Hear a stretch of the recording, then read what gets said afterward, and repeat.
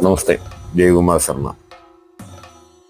പണ്ട് കാലത്ത് നമ്മുടെയൊക്കെ തറവാടുകളിലുണ്ടായിരുന്ന അമ്മ ദൈവം ഭദ്രകാളിയായിരുന്നു. നമ്മളെ രക്ഷിച്ചുകൊണ്ടിരുന്നതും നമ്മൾക്ക് നേർവഴി കാഴ്ച കൊണ്ടുവന്നതും നമ്മുടെ കുടുംബത്തിന്റെ ഐശ്വര്യവും ശ്രേയസ്സുമായി നിലനിന്നിരുന്നതുമൊക്കെ ഭദ്രകാളിയായിരുന്നു. ബലിയോടുകൂടിയുള്ള കർമ്മം നമ്മൾ തന്നെയാണ് ചെയ്തിരുന്നത്. നമ്മുടെ കുടുംബത്തിലുള്ള ഒരാളായിരുന്നു അന്ന് പൂജാരി.